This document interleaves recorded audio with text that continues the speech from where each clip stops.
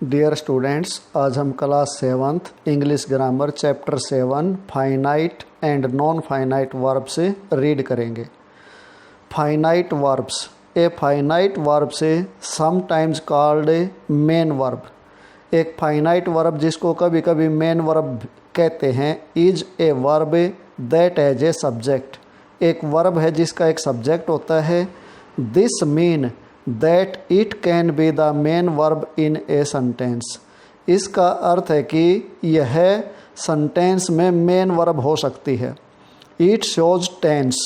यह टेंस दिखाती है, पास्ट, प्रेजेंट एटसेट्रा। और नंबर या वचन दिखाती है, सिंगुलर है या प्लूरल है।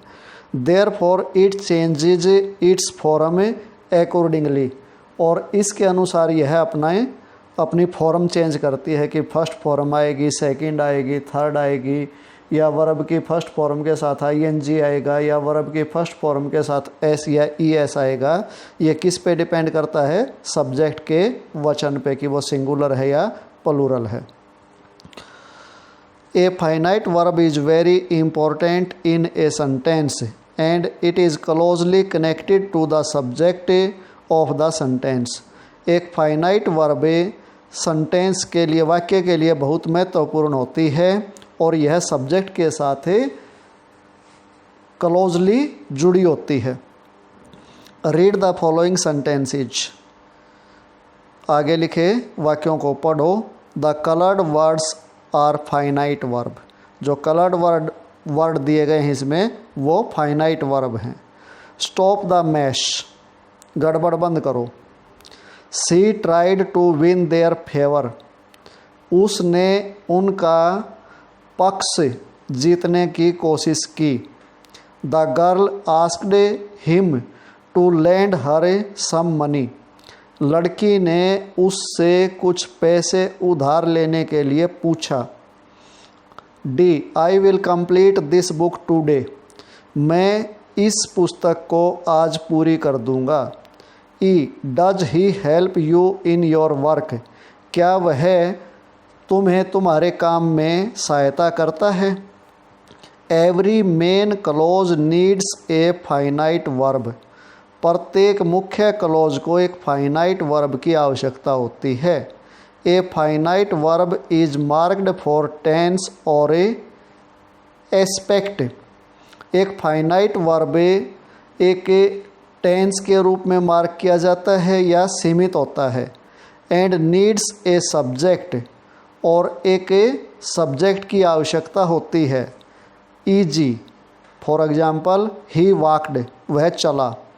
ए non finite verb is not marked for tense और एस्पेक्ट। एक नॉन फाइनाइट जो वर्ब होती है वो टेंस उसमें मार्क नहीं होता या सीमित नहीं होता। And does not have a subject. और उसमें एक सब्जेक्ट नहीं होता। Eg for example having walked, walking slowly, to walk. A finite verb is restricted by tense. एक फाइनाइट वर्ब टेंस द्वारा प्रतिबंधित होता है या सीमित होता है। It can be in past, present और फ्यूचर टेंस। यह भूतकाल, वर्तमान या भविष्यकाल हो सकता है। For example he meets him daily. वह उससे प्रतिदिन मिलता है, ये प्रेजेंट टेंस है। He met him last week. वह उससे पिछले सप्ताह मिला था, यह है past. He will meet him tomorrow. वह उससे कल मिलेगा, ये फ्यूचर टेंस है। A finite verb is restricted by number. एक फाइनाइट वर्ब एक वचन द्वारा भी सीमित होती है। इट कैन बी सिंगुलर और प्लूरल। यह सिंगुलर या प्लूरल हो सकती है, एक वचन या बहुवचन, depending on the number of the subject. और ये सब्जेक्ट के नंबर पर निर्भर करती है।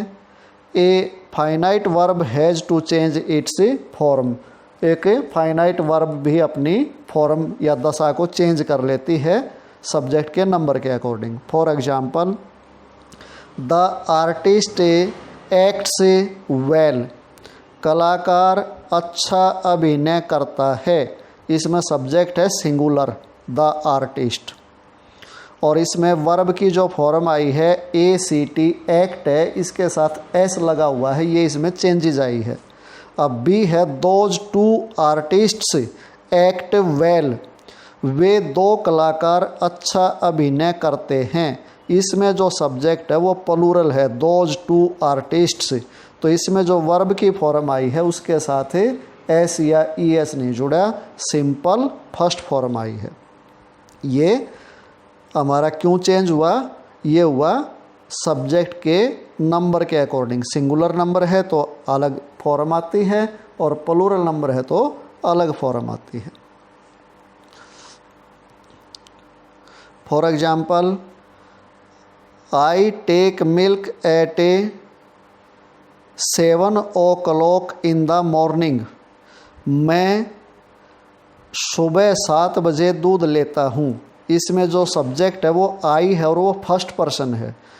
फर्स्ट पर्सन क्या होता है? आई और वी। सेकंड पर्सन क्या होता है? यू, और बाकी जितने बच गए वो सभी थर्ड पर्सन होते हैं। बी है इसमें, he takes milk at 9 o'clock at night, वह रात को 9 बजे दूध लेता है। अब इसमें देखो चेंजिंग क्या है, इसमें सब्जेक्ट ही है जो कि थर्ड पर्सन है, तो इसमें वर्ब कौन सी है? वर्ब है इसमें टेक्स, जो कि टेक के साथ एस जुड़ा हुआ है। ये किस लिए जुड़ा? ये सब्जेक्ट के पर्सन के अकॉर्डिंग, जैसे फर्स्ट पर्सन, सेकंड पर्सन और थर्ड पर्सन ये होते हैं सब्जेक्ट में। फर्स्ट पर्सन में कौन कौन से आते हैं? आई और वी। सेकंड पर्सन में कौन से आते हैं? यू, और बाकी जितने भी बच गए वो सभी थर्ड पर्सन में आते हैं। तो जब भी स्टूडेंट्स आई या फर्स्ट पर्सन या सेकंड पर्सन हो सब्जेक्ट, तो फर्स्ट फॉर्म में सिंपल रहेगी, और जब थर्ड पर्सन हो तो हमें देखना पड़ेगा, अगर थर्ड पर्सन सिंगुलर है तो वर्ब की फर्स्ट फॉर्म के साथ एस या ES ऐड हो जाएगा, और थर्ड पर्सन अगर प्लूरल है तो फिर भी उसमें सिंपल वर्ब की फर्स्ट फॉर्म में आएगी। अब है फाइनाइट वर्ब टेंस का चार्ट दिया गया है। सबसे पहले दिया है फर्स्ट कॉलम में प्रेजेंट टेंस, सेकंड कॉलम में पास्ट टेंस और थर्ड कॉलम में फ्यूचर टेंस। अब इसमें हम एक एक करके रीड करेंगे। पहले प्रेजेंट टेंस में है सिंपल प्रेजेंट टेंस। इसमें क्या होता है? सेंटेंस कैसे बनता है? पहले सब्जेक्ट, फिर वर्ब की फर्स्ट फॉर्म, फिर ऑब्जेक्ट। जैसे एग्जाम्पल दिया है, for example, I eat food, मैं खाना खाता हूँ। सेकंड है ही ईट्स फूड, वह खाना खाता है। अब देखो इसमें वर्ब चेंज हुआ है, आई के साथ तो ईट आया है और ई के साथ ईट्स आया है। ये हमने पहले ही ऊपर रीड किया है कि जब भी सब्जेक्ट थर्ड पर्सन और सिंगुलर होगा तो वर्ब की फर्स्ट फॉर्म के साथ एस या ES ऐड हो जाएगा। अब सिंपल पास्ट टेंस कैसे बनता है? Sentence structure, subject plus verb की second form plus object. For example, I ate food, मैंने भोजन खाया। ही एट फूड, उसने खाना खाया। फ्यूचर टेंस में simple future tense, sentence structure, पहले सब्जेक्ट आएगा, फिर विल या शैल में से एक वर्ड आएगा, फिर वर्ब की फर्स्ट फॉर्म आएगी और फिर ऑब्जेक्ट आएगा। For example, I shall eat food, मैं खाना खाऊंगा। ही विल ईट फूड, वह खाना खाएगा। अब देखो आई के जब सब्जेक्ट आई था तो शैल आया, और सब्जेक्ट जब ही आया तो विल आया। तो इसमें क्या क्या पहचान है? जब भी सब्जेक्ट फर्स्ट पर्सन होगा यानी कि आई और वी होगा तो आएगा शैल, और बाकी सब के साथ विल आएगा। अब है present continuous tense, past continuous tense, future continuous tense. एक एक करके रीड करेंगे। प्रेजेंट कंटिन्यूस टेंस, इसमें सेंटेंस का स्ट्रक्चर होगा सब्जेक्ट के बाद इज, एम, आर, इनमें से एक वर्ड आएगा, फिर वर्ब की आईएनजी फॉर्म आएगी, फिर ऑब्जेक्ट आएगा। For example, I am eating food, मैं खाना खा रहा हूँ। यू आर ईटिंग फूड, तुम खाना खा रहे हो। ही इज ईटिंग फूड, वह खाना खा रहा है। तो इसमें आई के साथ तो एम आता है, और या हमें फिर बाकी जो बच गए उसमें हम यूँ कह सकते हैं कि सिंगुलर के साथ तो ईज आएगा और प्लूरल के साथ आर आएगा। फिर है past continuous tense. Sentence structure, पहले सब्जेक्ट, फिर वाज या वर, फिर वर्ब की आईएनजी फॉर्म और फिर object. For example, I was eating food, मैं खाना खा रहा था। दे वर ईटिंग फूड, वे खाना खा रहे थे। तो इसमें क्या है, सब्जेक्ट अगर सिंगुलर है तो वाज आएगा, प्लूरल है तो वर आएगा। अब फ्यूचर कंटिन्यूस टेंस, पहले सब्जेक्ट, फिर विल बी या शैल बी, फिर वर्ब की आईएनजी फॉर्म और फिर object. I will be eating food, मैं खाना खा रहा हूँगा। We shall be eating food, हमें खाना खा रहे होंगे। आई के साथ कई बार विल लगा देते हैं, इसके साथ शैल भी लगा सकते हैं, यानी कि सही मायने में आई और वी के साथ शैल ही आता है और बाकी सब के साथ विल आता है। लेकिन कभी कभी जब दृढ़ निश्चय हो तो आई के साथ विल भी लगा सकते हैं। अब है students present perfect tense. Sentence structure, पहले सब्जेक्ट, फिर हैज या हैव, फिर वर्ब की थर्ड फॉर्म, फिर object. For example, I have eaten food, मैंने खाना खा लिया है। ही हैज ईटन फूड, उसने खाना खा लिया है। अब इसमें आई के साथ तो हैव आया और ई के साथ ही हैज आया, तो इसमें क्या पहचान है, सब्जेक्ट अगर फर्स्ट पर्सन और सेकंड पर्सन है तो हैव आएगा, और थर्ड पर्सन है तो हमें देखना पड़ेगा, अगर वो सिंगुलर है तो हैज आएगा और प्लूरल है तो हैव आएगा। अब पास्ट परफेक्ट टेंस, सेंटेंस का स्ट्रक्चर क्या है, पहले सब्जेक्ट आएगा, फिर हेड आएगा, फिर वर्ब की थर्ड फॉर्म आएगी, फिर ऑब्जेक्ट आएगा। For example, I had eaten food, मैंने खाना खा लिया था। दे हैड ईटन फूड, उन्होंने खाना खा लिया था। तो इसमें सिंपल है, कोई भी सब्जेक्ट हो सभी के साथ हेड रहेगा। Future perfect tense, sentence structure, पहले सब्जेक्ट, फिर विल हैव या शैल हैव, फिर वर्ब की थर्ड फॉर्म और फिर object. We will have eaten food, हमने खाना खा लिया होगा। They will have eaten food, उन्होंने खाना खा लिया होगा।